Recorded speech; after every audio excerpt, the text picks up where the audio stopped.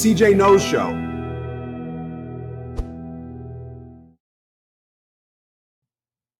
Well, welcome back to the CJ Knows Show. Ray Fusco is here. Ray, how you doing, man? I'm doing good. How Thank are you? you for visiting us. And Henry Raines, of course, as you know, Henry. Henry, why don't you tell us a little bit about Ray? I've known Ray several years now. We first met on the Manatee County Healthcare Advisory Board. Okay. He was the Chief Operating Officer of Manatee County Rural Health, MCR, as it's known here, which is, I don't know, 3 counties that has healthcare. It's a federally qualified health clinic, I believe is the term. Most indigent people use their facilities, the doctors there. Is that what it is? Or? Yes.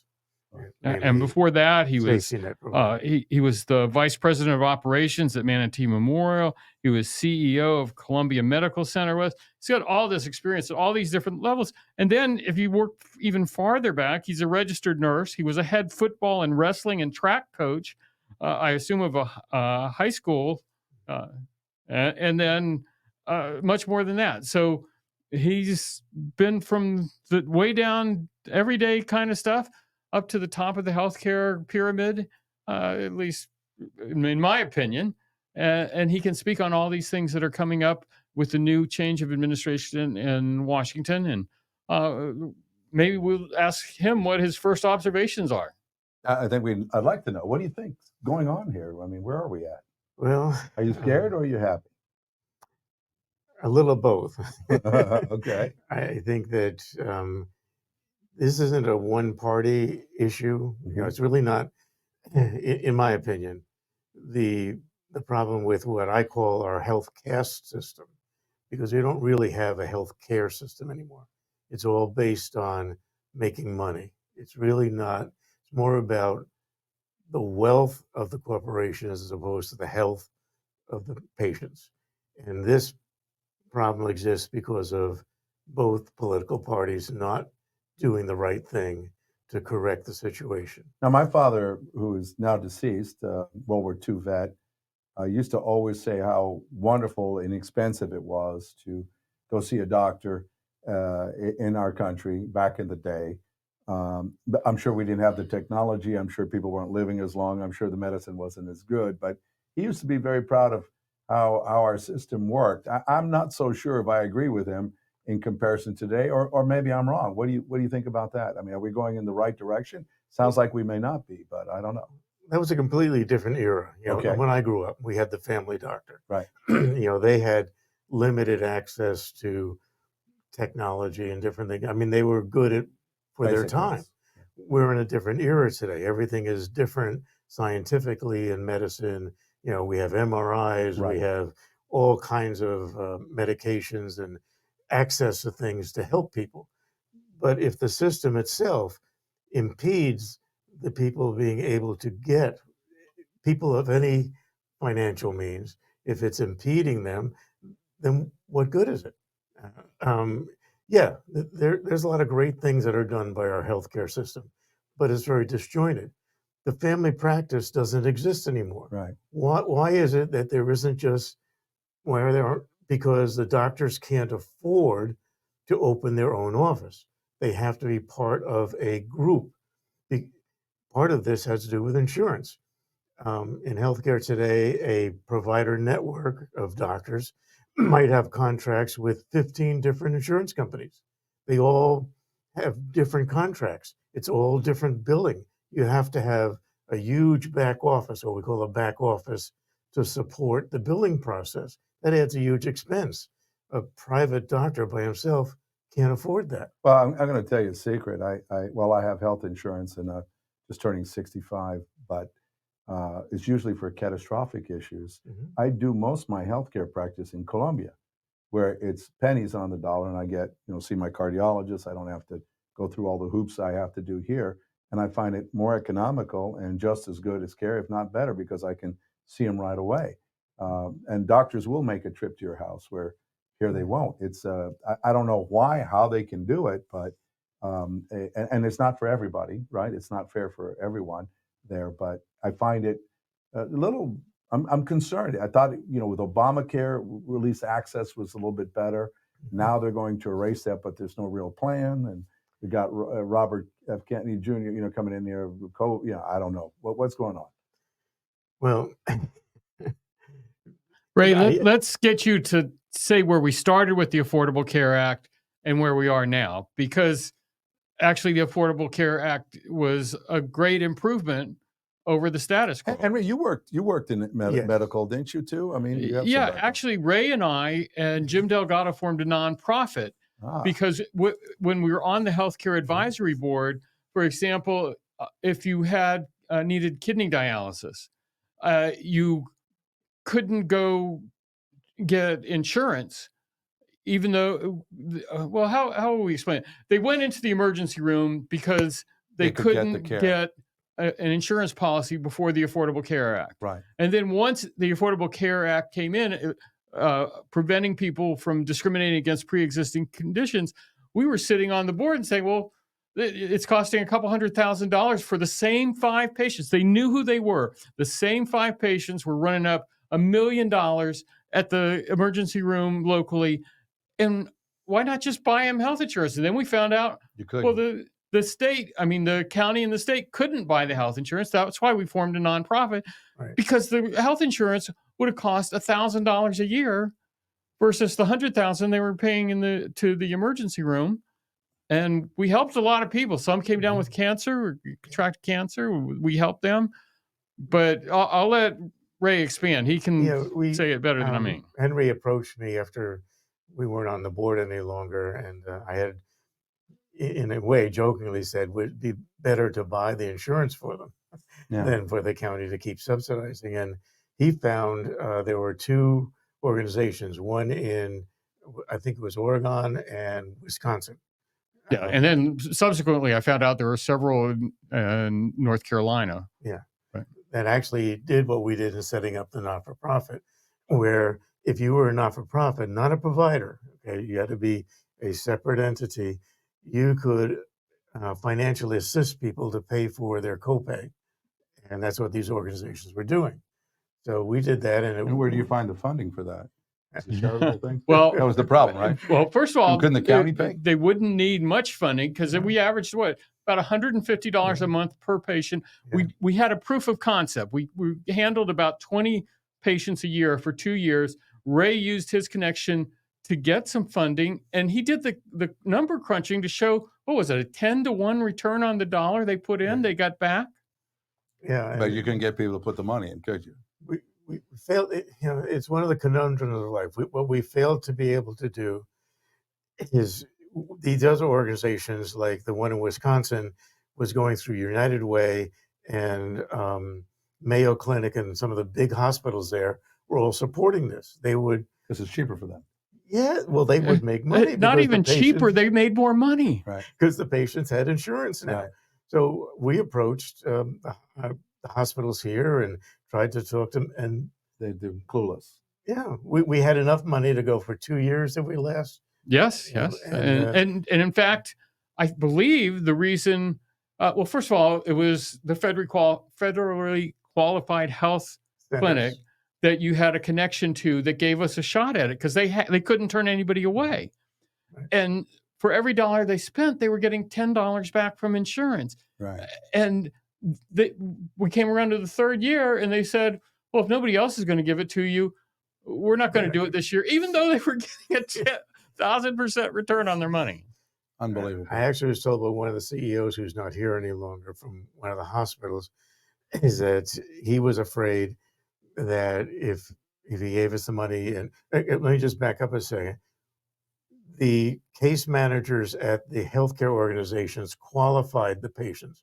We never saw anything about their medical records. We just knew they qualified for the Affordable Care Act and where they fell on what tier for their copay. And that's all we did was pay it. So they would send them to us, and we knew nothing about their medical condition. We simply knew they qualified, and then we would pay.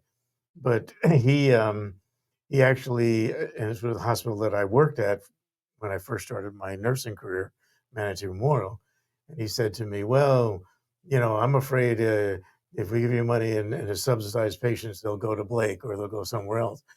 And I said, no, they won't. I actually pulled the county data through the Freedom of Information Act and got the data from the county because at that time the hospital had to report every indigent that they cared for to get county funding.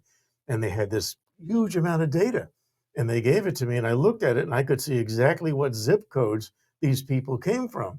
And I could see exactly what their diagnoses were and what they would have been paid had they had private insurance. The county at the time was giving them like $3 or $4 million, maybe $5, with the matching fund. They would have made close to $20 million had these patients been insured. It's unbelievable. Every community And he that said, did this, no, whether it was Madison, Wisconsin, I'm or sorry. Portland, Oh, it's Oregon, crazy. or the places in And you North could help Carolina. people. For example, we started out from 100 to 150% of federal poverty level. If that's where you fell, we would help you buy insurance. That's where these other communities started years ago when the initial Affordable Care Act came out.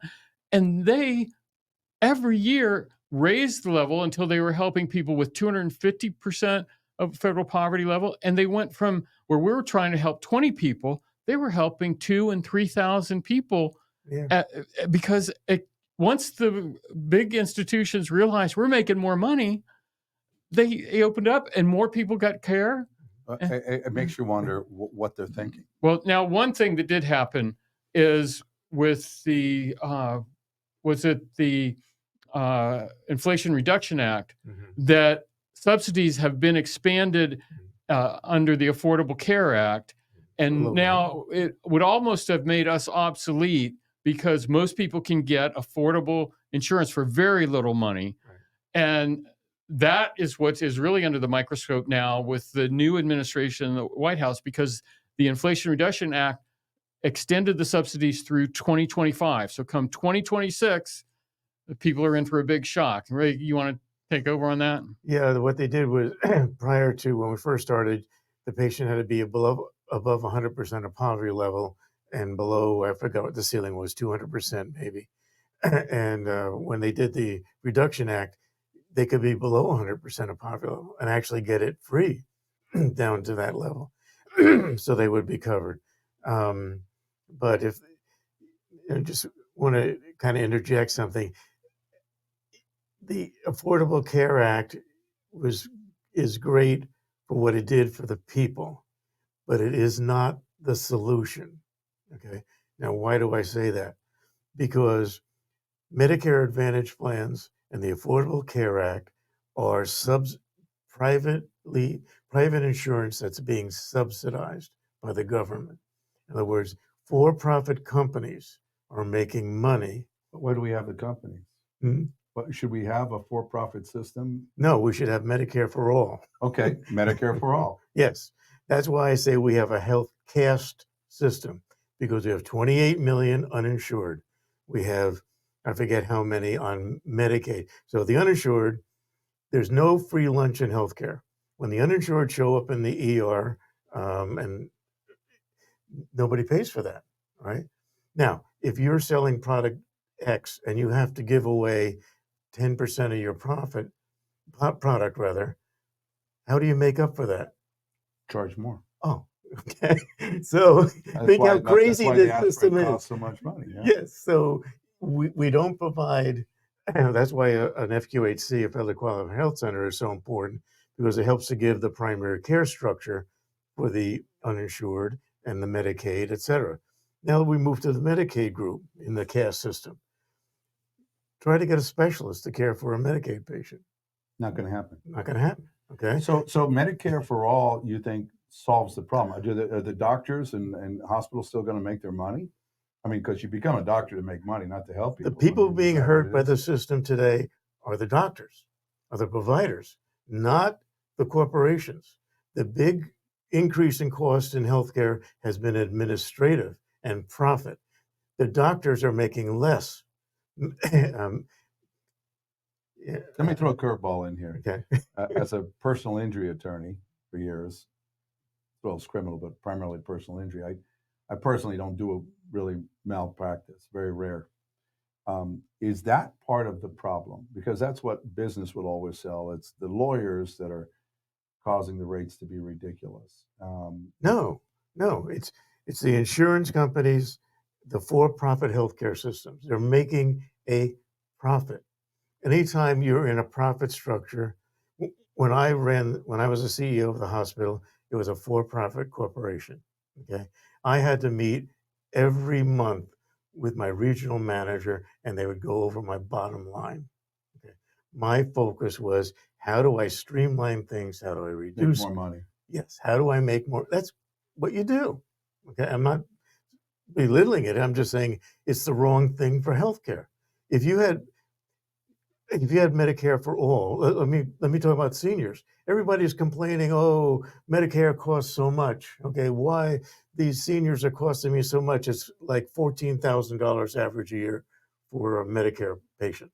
Okay, it is like $3,000 a year for, I'm sorry, it's $4,500 a year for an insured patient. Why? It has to do, insurance is shared risk. Right. If I take the sickest people and I put them, And they're the older ones usually. yes, and I put them in this block, yeah, it's going to be expensive. Now I take from 65 down, all these healthy people at the bottom. They're not going to cost much. The per capita cost goes down. Right? Common sense. The smartest thing, if you didn't do Medicare for all, if you merge Medicare and Medicaid, the lowest cost are Medicaid. They're kids. They cost like $2,000 a year per capita. So if you do Medicare for all, you're not privatizing anything. You're just limiting what they can make. So if I have a company that's doing some medical, I'm a medical provider, I'm still making money. I'm still running my business. Yes. Right? You could be a private doc now and not have to be part of a group because you have one bill. Medicare. Everybody knows how to bill Medicare. CJ, there's a lot of doctors that only take traditional Medicare. So that's belies the any problem that's there. That's what they want to take. They would rather deal with that across the board than deal with private insurance. It's administration, the less people working to bill and so forth and so on. And chase I can down. see the trajectory of the conversation, and I sort of expected this because I know Ray is fascinating once you really get him unwinding like you have. And I know there's other stuff that you want to talk about. I think maybe we just need to have a part 2 with Ray about the healthcare system, maybe on our next recording day. Okay. Ray, will you come back and help us go through this on what the viewers have like this or love this? They're going to love the next segment because that's where both of your passion really lies. And we have to wrap this up so we can get to that. Listen, Ray, it's been awesome. I wish I would have.